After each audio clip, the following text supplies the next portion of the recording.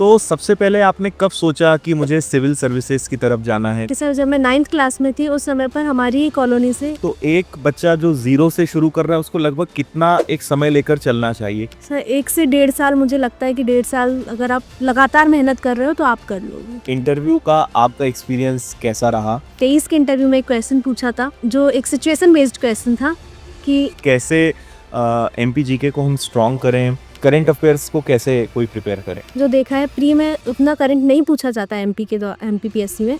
मेरे पापा भी बहुत कहते हैं कि लहरों को डरकर नौका पार नहीं होती, कोशिश करने वालों की हार नहीं होती।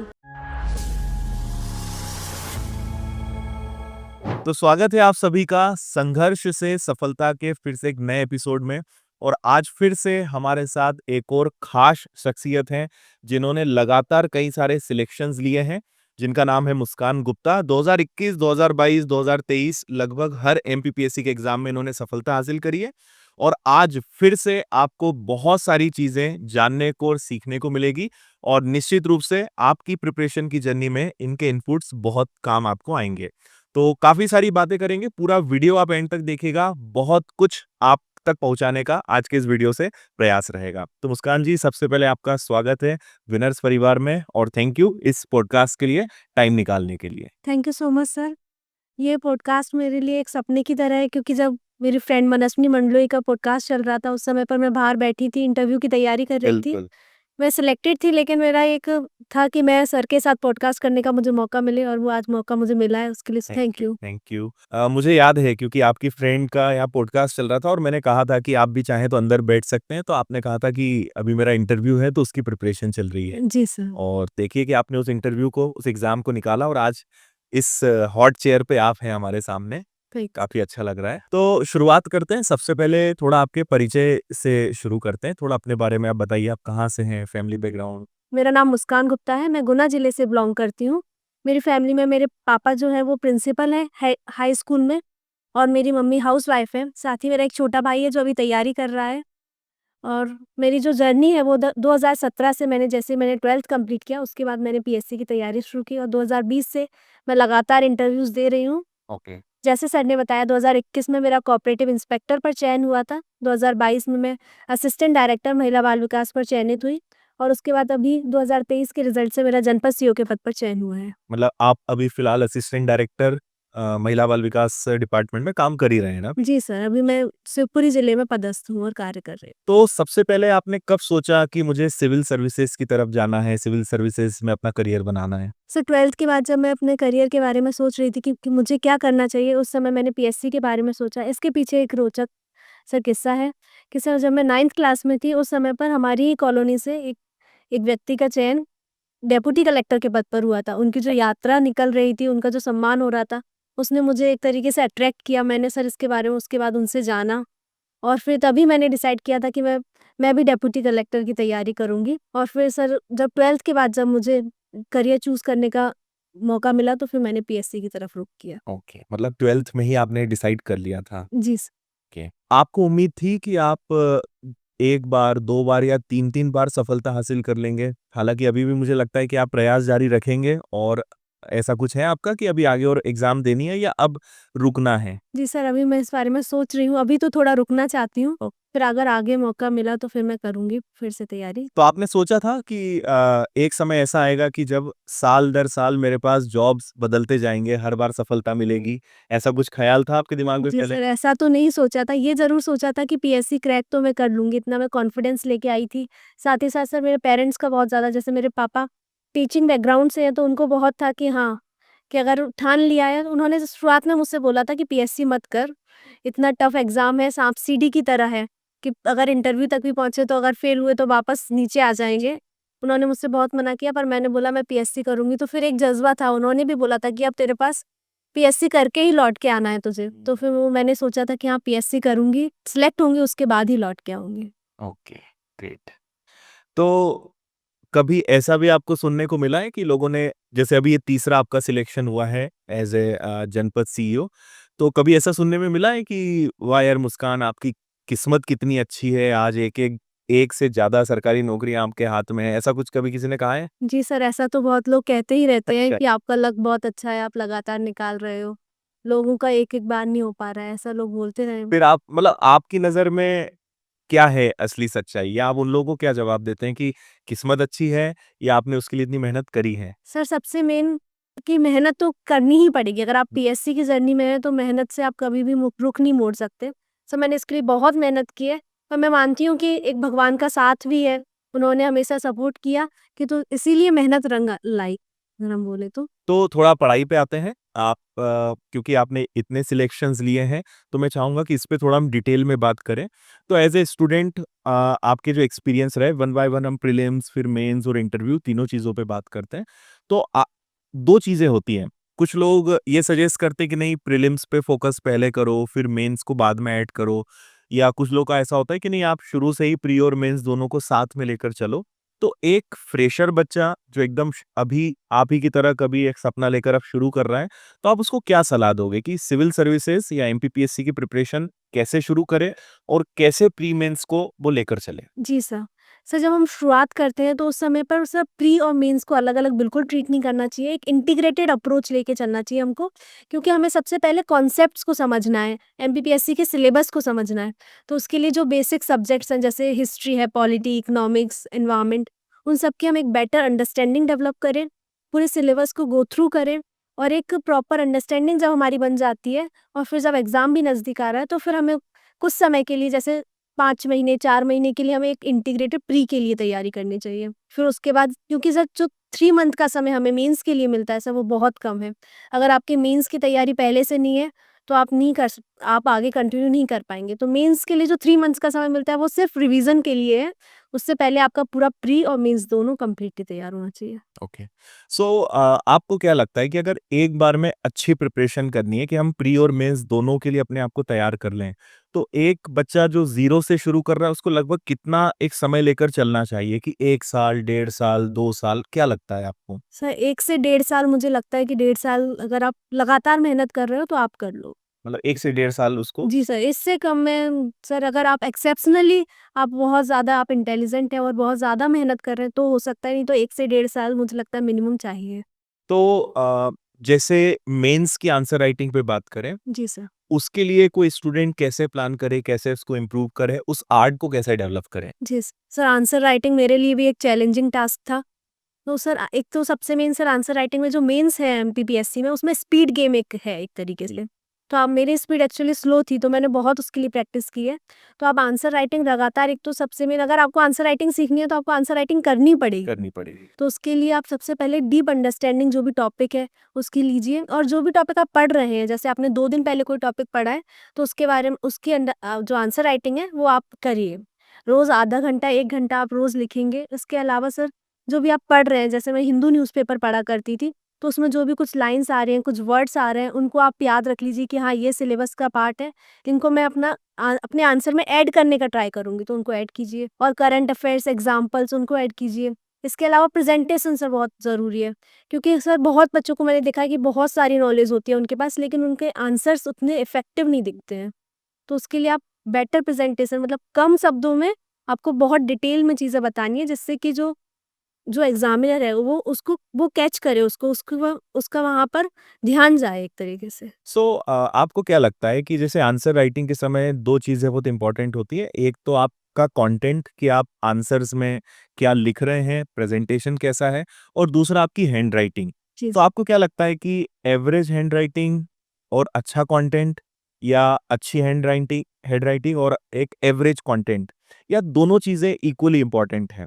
आप इस बारे में क्या कहना चाहेंगे कि कहाँ पे कॉम्प्रोमाइज़ किया जा सकता है या दोनों चीज़ें परफेक्ट होनी चाहिए? सर मुझे लगता है कि एवरेज हैंडराइटिंग हो और कंटेंट अच्छा होगा हुँ। तो आप बेटर कर पाएँगे। सर जैसे मेरा मेंस हमेशा से स्ट्रॉन्ग रहा है, तो मैंने अपने कंटेंट पे बहुत ज़्यादा वर्क किया। अगर कंटेंट अच्छा होता है तो सर आपको नंबर मिलते हैं। तो एज़ ए स्टूडेंट आपका एक एवरेज यानी स्टैंडर्ड रूटीन क्या होता था? लाइक जैसे आंसर राइटिंग आप डेली करते थे, करंट अफेयर्स आप रोज़ पढ़ते थे, कितना घंटे एक दिन में आप निकालते थे पढ़ाई के लिए? मतलब एक स्टैंडर्ड क्या रूटीन आपने फ़ॉलो किया है? सर 10 9 टू 10 आवर्स तो मैं मिनिमम पढ़ती थी रोज़ाना। ठीक है। सर इसके अलावा मेरा सर जो रूटीन था वो मैं ब्रेक्स के थ्रू पढ़ती थी सर जैसे जैसे अगर मैं सुबह पढ़ रही हूँ तो मैं अगर 9 बजे से पढ़ रही हूँ तो 12 बजे तक 9 से 12 पढ़ूँगी। फिर उसके बाद 1 बजे से 3 बजे तक पढ़ूँगी। फिर सर मैं दिन में सोने की मुझे एक आदत थी, तो मैं दिन में सो जाती थी, तो 3 से 5 अगर सो रहे हैं, तो फिर 5 से 8 पढ़ लिया और रात को मेरी एक लंबी सिटिंग होती थी, जब मैं 10 बजे से 2 ढाई तक पढ़ती थी सर। ओके। तो इस प्रिपरेशन में आपके कोई फ्रेंड्स भी साथ में थे या कैसे आप चीज़ों को मैनेज करते थे? पूरा सेल्फ स्टडी करते थे, ग्रुप स्टडी चलता था या फ्रेंड्स का कितना रोल है इस पूरी जर्नी में? सर इस मामले में मैं बहुत लकी रही हूँ, जब मैंने प्रिपरेशन शुरू करी 2020 में, तो उसी समय में मुझे मुझे एक फ्रेंड मिली मनस्विनी मंडलोई, उसके साथ मैंने सर लगातार तैयारी की है। 2020 के प्री से लेके 2024 के मेंस तक मैंने पूरी जर्नी उसी के साथ की है। और सर एक हमारे साथ एक इनोवेटिव चीज़ हुई है कि हमने कोविड के दौरान पढ़ाई स्टार्ट की, तो हमने फुल टाइम मोबाइल पर पढ़ाई करी। हम लोग सुबह जैसे मैंने बताया कि 9 बजे से पढ़ते, तो सुबह 9 से रात के ढाई बजे तक हम लोग फ़ोन पे कनेक्टेड रहते थे, एक-दूसरे को पढ़ाते थे। सुबह 9 बजे से रात के 12 2 ढाई बजे तक हम लोग लगातार? लगातार जो भी ब्रेक हाँ, मतलब ब्रेक को रहने के अलावा, ब्रेक्स होते हैं। उसके अलावा हमने पूरा साथ में ही पढ़ा। और सर खुशी की बात ये है कि हमारा दोनों का सिलेक्शन भी हो गया है और दोनों का अच्छी पोस्ट ये सिलेक्शन। बहुत नई चीज़ मुझे जानने को मिली कि आप लोग सुबह से शाम तक, रात तक कनेक्टेड रहते थे और पढ़ते थे। जी। तो उसमें कैसे, मतलब आप लोग डिस्कशन करते थे या फिर टास्क दे देते थे कि तुम ये पढ़ो, मैं ये पढ़ती हूँ, फिर इसको हम डिस्कस करेंगे? कैसे आप लोग पढ़ते थे फ़ोन पे? जी सर, इसके लिए हम लोग टास्क बेस्ड नहीं, डिस्कशन बेस्ड पढ़ते थे। जैसे कभी वो मुझे पढ़ा रही है कुछ टॉपिक, कभी मैं उसको पढ़ा रही हूँ। सर इसके बहुत बेनिफिट्स होते हैं। एक तो सर आपको कंटिन्यूअस आप पढ़ पाते हो। आप 5 घंटे भी पढ़ोगे, आपको लगेगा कि आप 2-3 घंटे ही पढ़े हो। नहीं तो यूजुअली ऐसा होता है, आप 2 आवर्स पढ़ोगे, आपको नींद आने लगेगी, नींद नहीं आती आपको। फिर जब हम 2 लोग पढ़ते हैं, तो कुछ भी टॉपिक छूटता नहीं है। हुँ। कोई एक लाइन आपसे मिस हो जाएगी, लेकिन दूसरे से मिस नहीं होगी। और साथ ही साथ सर वो हम लोग बोर्ड पे भी कुछ-कुछ जैसे डेट्स हैं, वो लिख लेती थी, तो वो कंटिन्यूअस याद करवाते थे। तो 2 लोग जब मिलके याद करते हैं, तो चीज़ें याद रहती हैं लंबे समय से। डिस्कशन से डेफ़िनेटली बहुत फ़ायदा होता है, क्योंकि मेरा भी मानना है कि आप कोई चीज़ पढ़ रहे हो और कोई चीज़ अगर आप सुन रहे हो, डिस्कस कर रहे हो, तो वो ज़्यादा आपको अच्छी याददाश्त में जाती है जी सर। और अच्छे से आपको भी याद होती है। जी सर। तो इसका तो बहुत फ़ायदा मिलता है। सर इंटरव्यू के दौरान मुझे और बहुत सारे फ्रेंड्स भी मिले, तो उनके साथ सर ग्रुप डिस्कशंस किए हमने, मॉक इंटरव्यूज़ कंडक्ट करवाए। सर हम लोग पेपर कटिंग्स जैसे कुछ जो करंट में पेपर कटिंग्स हम लोग कर लेते थे और उन पे फिर प्रॉपर डिस्कशन करते थे कि अगर इंटरव्यू ये क्वेश्चन पूछेगा तो हम इसमें क्या जवाब देंगे। तो सर उसके उन फ्रेंड्स से भी मुझे बहुत मदद मिली और सर लकीली उनमें से भी ज़्यादातर लोगों का सिलेक्शन सिलेक्शन हो गया। ये बहुत इम्पोर्टेंट रोल प्ले करता है कि अगर आपको अच्छे दोस्त मिल जाएँ, एक अच्छी कंपनी मिल जाए, तो बहुत सपोर्ट मिल जाता है और मुझे लगता है कि सिर्फ पढ़ाई में नहीं, क्योंकि बहुत सारे अप डाउन्स लाइफ में आते हैं। कई बार कुछ चीज़ें ऐसी होती हैं कि आपको शेयर करना होता है, कुछ प्रॉब्लम्स हैं जिनके आपको सॉल्यूशंस चाहिए होते हैं। एक मेंटल या कह सकते हैं कि इमोशनल सपोर्ट आपको फ्रेंड से मिलता है। जी सर। तो एक ओवरऑल सपोर्ट भी आपको उससे मिलता है कि क्योंकि आप घर से दूर होते हो, तो आपको चाहिए होता है कोई जो आपके साथ रहे। सर तो अगर एक्चुअली फ्रेंड्स में हमें यहाँ फैमिली मिल जाती है। हाँ, और जब बाहर जैसे मैं गुना से हूँ, मैं इंदौर आके पढ़ी, तो वो जो घर मिसिंग होता है, वो फ्रेंड्स के वो थ्रू हो कमी जाता पूरी हो जाती है। है। जी सर। बिल्कुल सही है। 2 विषयों पे मुझे बात करनी है, जैसे पहला एमपीजीके, तो बहुत इम्पोर्टेंट है एमपीपीएससी के एग्ज़ाम के लिए, तो उसको लेकर कुछ टिप्स या कोई प्लान कि कैसे एमपीजीके को हम स्ट्रॉन्ग करें? और ओवरऑल सभी सब्जेक्ट्स में फैक्ट्स बहुत सारे होते हैं, जी सर। डेटा बहुत सारा होता है, तो कैसे याद रखें और कैसे थ्योरेटिकल सब्जेक्ट्स को प्रिपेयर करें? जी सर।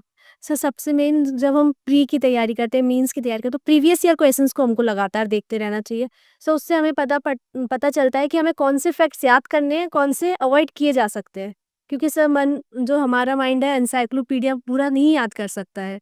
हमें चूज़ करना पड़ेगा कि कौन-सी चीज़ें इम्पोर्टेंट है, तो प्रीवियस ईयर क्वेश्चंस को रेफर करें। सर एमपी जीके के लिए अभी तो जब मैंने तैयारी शुरू की थी, उस समय पे हिंदी मीडियम की यूजुअली बुक्स मिलती थी, तो मैं ट्रांसलेट कर के इंग्लिश में उनको करके याद अच्छा, किया आपका करती इंग्लिश थी। मीडियम था? जी सर। ओ सर पर अभी बुक्स अच्छी अवेलेबल हैं, तो उनको प्रॉपर आप एक कंसेप्ट जैसे अगर हम एमपी के बारे में बात करें, तो एमपी को सबसे पहले उसके मैप के थ्रू हमें पूरा जानना चाहिए। फिर उसके बाद हम एक-एक ज़िले के बारे में तैयारी करेंगे और ओवरव्यू अगर हम लेंगे तो बेटर तरीके से कर सकते हैं। सर इसके अलावा एमपी जीके के अलावा जो थ्योरेटिकल फैक्ट्स हैं सर, उसके लिए कोई भी रेफरेंस बुक से आप पढ़िए या एनसीईआरटी के माध्यम से पढ़िए, डीपर अंडरस्टैंडिंग लेनी पड़ेगी। Sir point two point syllabus हमको कवर करना है, लेकिन थोड़ा डेप्थ में जाके, क्योंकि एमपीपीएससी का जो पैटर्न है, उसके अकॉर्डिंग वो कुछ भी मतलब पूछ सकता है और आपको अगर वो डील नहीं कर पा रहे हैं, तो फिर आप पीछे रह जाएँगे कहीं न कहीं। राइट। और करंट अफेयर्स के बारे में, करंट अफेयर्स को कैसे, क्योंकि वो तो हर दिन चेंज हो रहा है, हर दिन नया जुड़ते जा रहा है और आपको बहुत पहले से लाइक 1 साल, 1.5 साल का करंट अफेयर्स तक आपको पढ़ना चाहिए होता है। तो आप करंट अफेयर्स को कैसे कोई प्रिपेयर करे? सर जैसे मैंने देखा है कि प्री में बच्चे क्या करते हैं, एक दिन लास्ट में 2-3 दिन के लिए बुक उठाई और पूरी उसको पढ़ डाली। वैसे नहीं पढ़ना है, आप रेगुलर पेपर पढ़िए, रेगुलर 5 से 10 मिनट अगर आप करंट अफेयर्स पढ़ेंगे तो आप अपडेटेड रहेंगे। और सबसे मेन करंट अफेयर्स का ये फ़ायदा है कि आप प्री में तो अच्छा स्कोर करेंगे, पर साथ ही साथ आपको मेंस में बहुत ज़्यादा मदद मिलती है। सर मैंने जो देखा है, प्री में उतना करंट नहीं पूछा जाता है एमपीपीएससी में, लेकिन मेंस में अगर आप आंसर्स में उनको इंक्लूड करते हैं, तो बहुत आपको बहुत एज फर्क मिलता है। पड़ता है, बिल्कुल। सो जैसे करंट अफेयर्स का आप जो कंक्लूजन आप लिखते हैं, उसमें आप कोई भी न्यू स्कीम डालिए, कोई भी न्यू इनिशिएटिव लिया गया है वो डालेंगे, तो आपका आंसर बहुत इफेक्टिव हो जाएगा। करेक्ट। तीसरा इंटरव्यू पे आते हैं। प्री पर हमने बात करी, मेंस पे बात करी। इंटरव्यू का आपका एक्सपीरियंस कैसा रहा? क्योंकि आपने लगातार 4 बार इंटरव्यूज़ दिए हैं आपने? 5 इंटरव्यू दिए। 5 इंटरव्यूज़ दिए हैं, ग्रेट। तो इंटरव्यू के बारे में थोड़ा बताइए कि इंटरव्यू की प्रिपरेशन करते समय किन बातों का ध्यान रखें? और इन पाँचों इंटरव्यू में कोई ऐसी घटना या कोई ऐसा क्वेश्चन जो आपको अभी भी याद हो कि वो क्वेश्चन याद करके या तो हँसी आ जाती है या वो क्वेश्चन हमेशा याददाश्त में रहता है? कोई भी ऐसी घटना का ज़िक्र इंटरव्यू का? सर इंटरव्यू मेरे लिए बहुत चैलेंजिंग रहा शुरुआत से। हुँ। सो 2021 में जब मेरा दूसरा इंटरव्यू था, उस समय मुझे सिर्फ 79 मार्क्स ही मिल पाए थे। तो उस समय बहुत डिसअपॉइंटेड हो गई थी। फिर मैंने इंटरव्यू को एक प्लान्ड वे में तैयार किया। सो उसके लिए मैंने फ्रंट कैमरा प्रैक्टिस करी। तो आप भी लोग भी जो लोग इंटरव्यू के लिए अपीयर हो रहे हैं, वो फ्रंट कैमरा प्रैक्टिस कर सकते हैं। हमेशा स्माइल बनाए रखें इंटरव्यू के दौरान और बहुत नेचुरल रहना है। मतलब जो कॉमन सेंस के आंसर्स हैं वो वही पूछते हैं, साथ ही साथ वो नॉलेज टेस्ट नहीं करते हैं, वो लोग पर्सनैलिटी जज करते हैं सर। राइट। सो जैसे मेरा जो 22 का इंटरव्यू रहा था, उसमें उसमें मज़ाक वो लोग कर रहे थे, तो मैंने भी उनके साथ हँस दिया, तो मुझे लगता है उसका बहुत अच्छा इम्पैक्ट पड़ा था। और सर इसके अलावा मुझसे ये 23 के इंटरव्यू में एक क्वेश्चन पूछा था, जो एक सिचुएशन बेस्ड क्वेश्चन था कि आप पुल से जा रहे हो और पुल टूट जाता है। उसमें कुछ लोग डूब रहे हैं, आपका जो ड्राइवर है उसको तैरना नहीं आता है, आप उनको कैसे बचाएँगे? तो सर ऐसे क्वेश्चंस भी वहाँ फिर पूछे क्या जाते आंसर हैं। दिया आपने इसका? जी सर। सर मैंने उनको बोला कि अगर मेरी जो भी कार है उसमें रस्सी होगी कोई या फिर पास में कुछ लकड़ी के टुकड़े पड़े होंगे तो वो मैं नीचे फेंकूँगी, जिससे कि लोगों को बचाया जा सके। सर मुझे थोड़ा तैरना आता भी है, तो मैं उनको बचाने का प्रयास करूँगी और साथ ही साथ जो ड्राइवर है जिसको तैरना नहीं आता उसको आस-पास के लोगों को बुलाने के लिए बोलूँगी और उसको साथ ही कॉल करने के लिए बोलूँगी, जिससे कोई भी रिस्पॉन्स फ़ोर्स आए और उनको बचा सके। सर साथ ही मैंने इंटरव्यू में देखा है कि लोग बोर्ड मेंबर्स जो होते हैं किसी भी मेंबर को लेकर पर्टिकुलर धारणा बना रखी है और उसको सुन के डर जाते हैं, तो वैसा नहीं करना है। सभी बोर्ड मेंबर्स अच्छे हैं और कोऑपरेटिव होते हैं और सभी लोग सिलेक्ट करने के लिए ही बैठे हैं। और आपको कंफर्टेबल भी वो महसूस कराना चाहते हैं कि आप कंफर्टेबल रहिए। बहुत कंफर्टेबल करके फिर ही वो लोग कंटिन्यू करते हैं सर। इस पूरी प्रिपरेशन की जर्नी में कोई ऐसी चीज़ है जो आपने कॉम्प्रोमाइज़ की हो या आपको लगता हो कि ये मेरा सबसे बड़ा त्याग था या मोर देन वन थिंग कि मैंने इन चीज़ों को इस सफ़र में छोड़ा है? कुछ ऐसी कोई चीज़ आपको लगती है? जी सर, सबसे सबसे शुरुआत में तो मैंने घर छोड़ा। हाँ। 2000 मतलब मुझे 2017 के एंड में मैंने घर छोड़ दिया था, तो बहुत लंबा समय हो गया। वो एक मतलब टफ टास्क था क्योंकि पेरेंट्स भी दोनों अकेले ही रह गए थे, तो वो एक मैनेज करना इसीलिए सर मैं बीच-बीच में बहुत डर जाती थी। लोग बोलते थे कि घर जाती है, पढ़ाई कब करती है? तो वो एक इश्यू था। सर इसके अलावा मेरी दीदियों की शादी इस बीच में हो गई, जिसमें एक शादी में मैं जा नहीं पाई थी और दूसरी में मैं सिर्फ़ 2 दिन के लिए या 1 दिन के लिए जा पाई थी, तो वो मेरे लिए बहुत ज़्यादा सैक्रिफ़ाइस वाला कॉम्प्रोमाइज़ वाली चीज़ थी। क्योंकि घर के सभी मेंबर्स वहाँ हों और आप यहाँ पढ़ाई कर रहे हो, तो वो एक दुःख मतलब वो है मुझे एक बिल्कुल, इस चीज़ का। क्योंकि ये लाइफ़ के हमारे बहुत स्पेशल मोमेंट्स जी, होते हैं और पूरी फैमिली होती है, बस हम नहीं होते हैं, तो लगता है उस समय। बेकार लगता है सर हाँ, सुन के। लेकिन आपको क्या लगता है कि एक स्टूडेंट के लिए या एक एस्पिरेंट्स के लिए क्या ये कॉम्प्रोमाइज़ वैल्यू रखते हैं? जैसे कुछ लोग का ये सोचना होता है कि नहीं ठीक है प्रिपरेशन चल रही है लेकिन जो भी बीच में ऐसी कोई चीज़ आती है, फेस्टिवल्स आते हैं, हमें सेलिब्रेट करने चाहिए या शादी है, घर का काम है तो हमें करना चाहिए। दूसरी तरफ हमें लगता है कि नहीं, वो हमारा बहुत स्पेशल टाइम है, हमें ब्रेक नहीं लेना है। तो क्या लगता है इन चीज़ों मान लीजिए आप शादियाँ अटेंड करते तो उससे क्या इम्पैक्ट पड़ सकता था? जी सर, हमें बैलेंस्ड अप्रोच रखनी चाहिए। मैं ये नहीं मानती कि आप बिल्कुल भी कोई भी इवेंट में पार्टिसिपेट ना करें। लेकिन अगर आपका एग्ज़ाम नज़दीक है, तो फिर आपको डेफ़िनिटली एग्ज़ाम को पर ज़्यादा फ़ोकस करना चाहिए, क्योंकि ये आपका करियर का सवाल है, ये आपके पेरेंट्स के जो सपने हैं, आपके खुद के सपने हैं, उनको पूरा करने का सवाल है सर। बिल्कुल। कुछ 2-3 ऐसी टिप्स या उससे ज़्यादा भी आप दे सकते हैं जो हर एक स्टूडेंट को फॉलो करनी चाहिए। मतलब आपका जो भी 5-6 साल का एक्सपीरियंस रहा है सिविल सर्विसेज़ की प्रिपरेशन का, तो कुछ ऐसी चीज़ें आपको लगती हों कि अगर आपको ये चीज़ और पहले पता होती, तो शायद हम और जल्दी सफल हो गए होते। तो कुछ ऐसी टिप्स जो हर एक स्टूडेंट को फॉलो करनी चाहिए कि इनसे तो कॉम्प्रोमाइज़ बिल्कुल नहीं करना है। प्री के लिए अगर टिप्स की बात करूँ तो जो टेस्ट सीरीज़ है, मतलब आपको कंटिन्यूअस टेस्ट पेपर्स लगाने ही है। यूनिट वाइज़ लगाइए, एफएलटी लगाइए और डिफरेंट डिफरेंट कोचिंग्स के टेस्ट पेपर्स आप लगाइए, तो उससे आपके जो चांसेस है प्री क्वालीफाई करने के वो बढ़ जाएँगे। और ओएमआर शीट पे आप प्रैक्टिस कीजिए, क्योंकि मैंने देखा है बहुत बच्चों के साथ ओएमआर्स में मिस्टेक हो जाती है, होती है। जिससे वो एग्ज़ाम निकालते-निकालते रह जाते हैं। सब मेंस के लिए तो मैं बोलूँगी कि आंसर राइटिंग वो मस्ट है, आप आंसर राइटिंग कीजिए। और interview interview sir personality test है, उसमें कॉन्फिडेंस आपके पास होना चाहिए। सर 3 सी मैं बोलती हूँ कि कंसिस्टेंसी, कॉन्फिडेंस और कमिटमेंट। अगर आप ये तीनों चीज़ें रखेंगे, तो आप डेफ़िनिटली इस एग्ज़ाम को पार कर पाएँगे। सर इसके लिए सोशल मीडिया का, जैसे मैंने देखा है बहुत बच्चे सोशल मीडिया में, सर मैंने भी सोशल मीडिया चलाया है, मैं पूरी तरह से कभी सोशल मीडिया बंद नहीं किया, लेकिन उसका पॉजिटिव यूज़ कीजिए। जैसे टेलीग्राम पे डिफरेंट डिफरेंट क्वेश्चंस आते हैं। कुछ टेलीग्राम पे जो चैनल्स हैं वो मेंस के लिए आंसर राइटिंग भी करवाते हैं। इसके अलावा यूट्यूब चैनल्स पे कुछ कोचिंग्स के थ्रू भी डिफरेंट डिफरेंट वीडियोस डले रहते हैं, आप उनका बेटर यूज़ करिए। और सोशल मीडिया का लिमिटेड यूज़ कीजिए। जैसे मैंने सर फोकस मोड एक ऐप मोबाइल में एक फीचर होता है, उसका यूज़ किया मैंने, टाइमर का यूज़ किया, तो उससे बहुत बेनिफिट मिला मुझे। थोड़ा-सा मैं जानना चाहूँगा आपके गवर्नमेंट जॉब का एक्सपीरियंस। आपने सबसे पहले कोऑपरेटिव इंस्पेक्टर आपका पहला जी, जॉब था। उसके बाद फिर 5 महीने आपने शायद जॉब किया ना उसमें? कोऑपरेटिव जी कोऑपरेटिव सर। इंस्पेक्टर। इसके बाद फिर आप अभी फिलहाल असिस्टेंट डायरेक्टर हैं, महिला बाल विकास विभाग में और अब जनपद पंचायत में सीईओ के पद पे आप जाएँगे। तो अभी तक क्या एक्सपीरियंस आपका रहा है? जैसे होता है ना कि पहले हमें लगता है गवर्नमेंट जॉब मिलने के बाद हम ऐसा काम करेंगे, ये बदलाव ला सकेंगे या जो भी कि जब आप सिस्टम से बाहर होते हैं, तब आप उसको कैसे देख रहे थे? और जब आप इस सिस्टम का हिस्सा हैं, तब आप क्या महसूस कर रहे हैं या कोई फ़र्क लग रहा है या कुछ ऐसी चीज़ कि अरे ऐसा भी होता है तो हमने सोचा भी नहीं था? सो कोऑपरेटिव इंस्पेक्टर के दौरान तो सर शुरुआत में मैं सीखने के ही फ़ेज़ में थी, लर्निंग फ़ेज़ में थी। तो वहाँ मैंने कुछ-कुछ चीज़ें सीखी कि जो गवर्नमेंट के वर्क्स होते हैं वो ओरली वहाँ कुछ भी नहीं होता है। वहाँ हर चीज़ रिटन फॉर्म में होती है, नोट शीट के फॉर्म में होती है। सर थोड़ा-सा मुझे ये चीज़ लगी कि वहाँ थोड़ा टाइम कंज्यूमिंग होता है, लेकिन सब चीज़ रिटन होती है, तो ट्रांसपेरेंसी एक तरीके से रहती है। बिल्कुल। सर एक चीज़ मुझे देखने को मिली कि अभी सिटीज़न्स में अवेयरनेस बहुत है। हम लोग जब पढ़ते हैं तो हमें, जैसे हम बुक्स में पढ़ते रहते हैं कि सिटीज़न अवेयरनेस कम है, हुँ। पर अगर हम अभी जाके देखें गवर्नमेंट इंस्टीट्यूट्स में, तो बहुत अवेयरनेस है। लोग आरटीआई लगाते हैं, लोग जन सुनवाई में आते हैं। जो चीज़ों की हमें नॉलेज नहीं है, वो अभी उन्हें नॉलेज है कि वो सीएम चीज़ों का यूज़ कर रहे हैं। जी, सीएम हेल्पलाइन वो यूज़ कर रहे हैं। वो टेक्नोलॉजी का यूज़ कर रहे हैं कि अगर कोई गलत मतलब कार्य करेगा, तो वो उसको टेक्नोलॉजी के थ्रू यूज़ कर रहे हैं उसको। तो सर वो चीज़ मैंने देखी। सर असिस्टेंट डायरेक्टर महिला बाल विकास में सर बहुत अच्छे मौका मिला। जैसे कल ही सर जब बाल दिवस कल हमने मनाया, तो उस समय में मैं चिकित्सालय में सर हमने बेटी बचाओ बेटी पढ़ाओ के लिए अभियान चलाया, उनको गिफ्ट्स दी।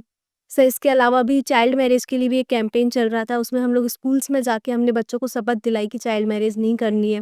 और अपने आस-पास में भी अगर कोई चाइल्ड मैरेज हो रही है, तो चाइल्ड हेल्पलाइन के बारे में बताना है। और सर मुझे जान के बहुत अच्छा लगा कि वहाँ के बच्चों को चाइल्ड हेल्पलाइन नंबर के बारे में जानकारी थी। पता वहाँ के स्कूल में बच्चों को बताया गया था। तो सर ये बदलता भारत वहाँ हम देखने को मिल रहा है। और सर जो गवर्नमेंट का जो पहले स्ट्रक्चर था, बस सर बहुत मैनेज्ड हो गया है। सब प्रॉपर मैनेजमेंट है, ऑर्गनाइज़्ड, जैसे बायोमेट्रिक अटेंडेंस लगती है। तो एक अच्छी तरफ हम सर जो बोलते हैं गुड गवर्नेंस की तरफ हम आगे बढ़ रहे हैं। एज़ अ असिस्टेंट डायरेक्टर आपके क्या रोल्स एंड रिस्पॉन्सिबिलिटीज़ हैं? आपका क्या काम है बेसिकली? महिला बाल विकास विभाग है, उसमें सेकंड हायरार्की पे असिस्टेंट डायरेक्टर की पोस्ट होती है। सर इसमें जो हमारी डिफरेंट स्कीम्स चल रही है, जैसे लाडली बहना योजना, लाडली लक्ष्मी योजना, सर इसके अलावा जो आंगनवाड़ी सेंटर्स के थ्रू पोषण अभियान चलाया जा रहा है, उसको हमें देखना होता है, मॉनिटर करना होता है। सर इसके अलावा एक न्यू सेक्शन है जिसके बारे में मुझे अभी वहाँ जाकर पता चला, ICPS integrated child protection scheme. Sir इसके तहत जो बेगर्स होते हैं सर, हम उनको रेस्क्यू करते हैं, या फिर कोई भी ऐसे बच्चे जो जो प्रताड़ित किए जा रहे हैं, हम उनको रेस्क्यू करते हैं, उनको बाल गृह में रखा जाता है। सर इसके अलावा एक शिशु गृह में भी हम बच्चों को रखते हैं, और वहाँ से सर अडॉप्शन की प्रोसेस है वो भी महिला बाल विकास विभाग कर रहा है। और सर मुझे जानने को मिला कि जो कारा जो अथॉरिटी है, उसके थ्रू हम लोग फ़ॉरेन फ़ॉरेन में भी बच्चों का अडॉप्शन करवा रहे हैं। अच्छा। और सर इसके अलावा एक चाइल्ड स्पॉन्सरशिप स्कीम महिला बाल विकास विभाग चलाता है, जिसमें जो अनाथ बच्चे हैं, दिव्यांग बच्चे हैं, उनको 4000 रुपीज़ की मदद की जाती है हर मंथ। तो सर बहुत सारी स्कीम्स के बारे में अभी हमें जानकारी नहीं है, पर लोगों को जानकारी है, और सर मैं इस प्लेटफॉर्म के माध्यम से और लोगों को जानकारी देना चाहती हूँ कि महिला बाल विकास ऐसी स्कीम्स चला रहा है, और आप इनके लिए अप्लाई कर सकते हैं, या कोई भी आपकी जान पहचान में हो उसको आप इसके बारे में बता सकते हैं। लास्ट सवाल मेरा है आपसे, स्टूडेंट्स को आप एक क्या मैसेज देना चाहेंगी कि अगर उन्हें जल्दी से सिलेक्शन लेना है, जल्दी से सफलता हासिल करनी है, तो 2 शब्द उन सभी विद्यार्थियों के लिए कि आपका पूरा अभी तक की ज़िंदगी का निचोड़, तैयारी का निचोड़? सर कंसिस्टेंसी, मुझे लगता है कंसिस्टेंसी इज़ की टू सक्सेस। सर मैंने ये अपनी बायो भी बना रखी थी। तो सर अगर आप कंसिस्टेंटली एफर्ट्स करेंगे, किसी को सर सक्सेस लेट मिलती है लेकिन ज़रूर मिलेगी अगर आप कंसिस्टेंटली एफर्ट्स कर रहे हैं। और सर हार्ड वर्क कॉम्प्रोमाइज़ नहीं किया जा सकता। कोई भी शॉर्टकट नहीं है एमपीपीएससी को क्रैक करने का, हार्ड वर्क आपको करना ही पड़ेगा। ग्रेट। बिल्कुल सही बात है, क्योंकि मैं अक्सर ये एग्जाम्पल क्लासेस में देता हूँ कि एक बूंद से पत्थर में एक बार में छेद नहीं होता, लेकिन अगर वो बूंद लगातार गिरती रहे, तो उस पानी की बूंद में भी इतनी ताकत है कि वो वही पत्थर को पार कर सकती है, छेद कर सकती है। जी। तो कोई भी एग्जाम हो, कंसिस्टेंसी डेफिनेटली बहुत की पॉइंट है कि आपको इतना आसान नहीं है जितना आसान उसको बोलना होता है, लेकिन हर दिन आपको 8 से 10 घंटे निकालना, कंसिस्टेंट रहना, एक रेगुलर रूटीन फॉलो करना। कभी-कभी मन भी करता है कि थक गए, आज मन नहीं कर रहा है, लेकिन फिर से खुद को समझाना। बट स्टूडेंट लाइफ के लिए, सक्सेस के लिए वो ज़रूरी है कि आपको हर दिन नई एनर्जी के साथ वापस कंसिस्टेंट होके उसके लिए काम आपको करना पड़ेगा, पढ़ाई करनी पड़ेगी। सर मेरे पापा भी बहुत कहते हैं कि लहरों को डर कर नौका पार नहीं होती, कोशिश करने वालों की हार नहीं होती। तो उन्होंने हमेशा मुझे ये बोला और बार-बार मुझे बोला कि नहीं एफर्ट्स करो, तो मैं यहाँ इस मुकाम पर पहुँच पाई। और मैं सभी बच्चों को बोलना चाहूँगी कि अगर आप भी लगातार मेहनत करेंगे तो आप भी डेफ़िनेटली ये पद और यहाँ पर एमपीपीएससी क्रैक कर पाएँगे। थैंक यू मुस्कान जी, आपने जॉब में से समय निकाल के आज इस पॉडकास्ट के लिए आपने यहाँ पे समय दिया, और काफ़ी सारी अच्छी जानकारी आपने स्टूडेंट्स के साथ शेयर करी है, चाहे आपकी प्रिपरेशन की जर्नी हो, पढ़ाई से रिलेटेड टिप्स हो। और मुझे पूरी उम्मीद है कि स्टूडेंट्स को इस सब से काफ़ी हेल्प मिलेगी, और आप जैसी बहुत सारी और भी मुस्कानें जो हैं वो आएँगी और सिलेक्शन भी लेंगे, और शायद हमारे साथ आपके इस वीडियो की मदद से उनकी लाइफ में भी एडिशन हो, उनकी लाइफ में वो सफलता हासिल कर सकें। तो काफ़ी अच्छी चीज़ें आपने शेयर करी हैं, और इस सब के लिए फिर से आपको बहुत सारा धन्यवाद, और आगे के आपके जॉब के लिए, करियर के लिए बहुत सारी शुभकामनाएँ। Thank thank you so much sir. Sir आपको भी मैं बहुत-बहुत धन्यवाद बोलना चाहूँगी कि आपने मुझे ये प्लेटफ़ॉर्म दिया जिससे मैं बच्चों से और लोगों से कनेक्ट हो पाई। You. Most welcome. Thank you. Thank you sir.